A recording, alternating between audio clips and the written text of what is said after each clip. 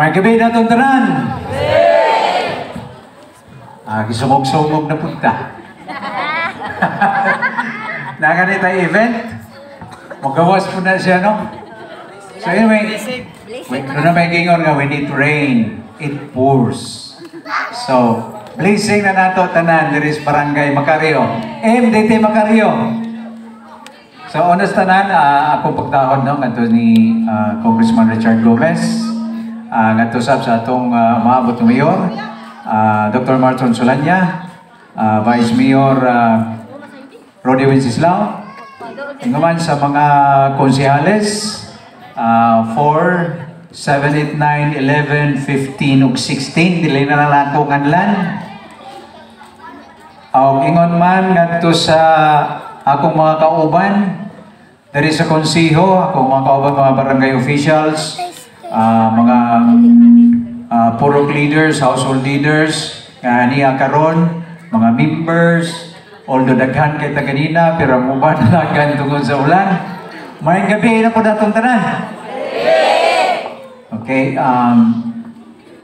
sagi sa nasabtan na ninyo nga ato gadiring barangay hall, unta doon na tayo atop ang atong gym, no? Pero tungod kay ang phase 2, wag yun masugdi, kay naabtan ta sa kuan sa election ban. So mo na ang rason nga phase 1 raw sa to dito. Kay kung nasugdan pa po ngatong February, di hapon nato magamit sa pagkakaroon. Kaya ang completion schedule is end of May or first week of June.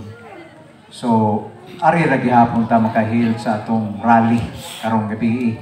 Di gihapon nato magamit dito. So anyway, doon na may nag-ingon nga in case kuno unta kuno ang atong gipalit dito og luti, ato na lang kuno gipaatop unta diri. Which is close of kaya nga idea, no, nga unta inig widening pila na malang kabo, pila na malang ang area mahabilin dinhi sa atong basketball court. Almost 25% nining atong total basketball court area maigo man sa widening. So unta usa siya nag-istorya, nangutana unta siya ninyo nga swito baya mo sa atong barangay assembly, atong gi-explicar na sayod man mo, unta siya niya mo unta siya din here residente man, unta nakasabot siya.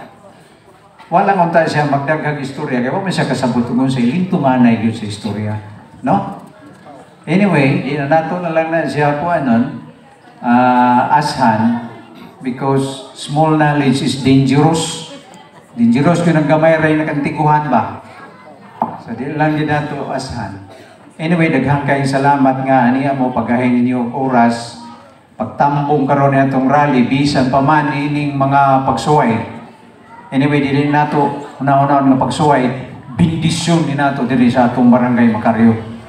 O nga isip po ng barangay o kauban sa among atong mga barangay officials, dili mi mauwaw pagrekomenda diha ninyo kining mga kandidato, kining mga personalities nga niya karon sa atong atubangan.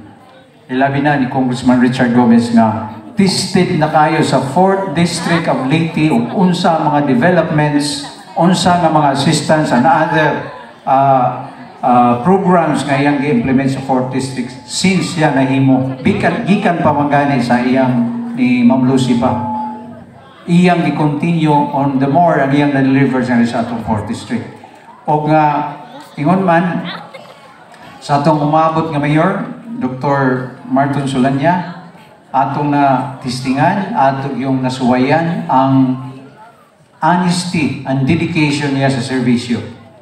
Na ang transparency and accountability in public service.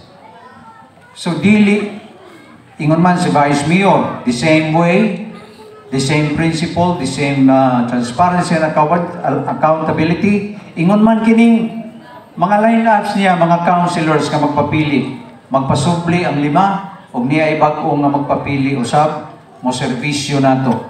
Transparency, accountability, dedication, honesty sa ilang trabaho. Wa ni sila mapadagan para magnegosyo, doon ay plano nga magpahimos diya sa atong lungsod sa Merida. Magpadagan ni sila aron pagserbisyo, paghatag sa mga maayong kaayuhan, matinudog-anon yun, dedication sa trabaho. So kami diri sa barangay dili ni mauwaw nga mo-endorso nila ngadto ninyo. Tungod kay tested and proven na sila ang ilang pagserbisyong tinuray. Dili negosyo. Mao na importante nga naay kasing-kasing nga mobati nga rin sa atong mga lungsuranon. Labi na din sa atong lungsod sa Merida.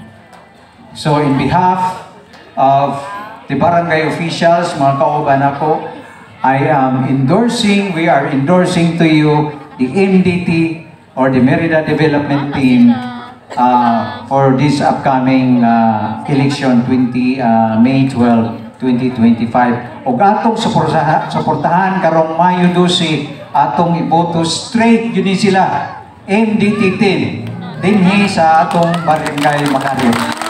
Daghang salamat o maayong gabi na tanan. Alright, so naman kayo salamat sa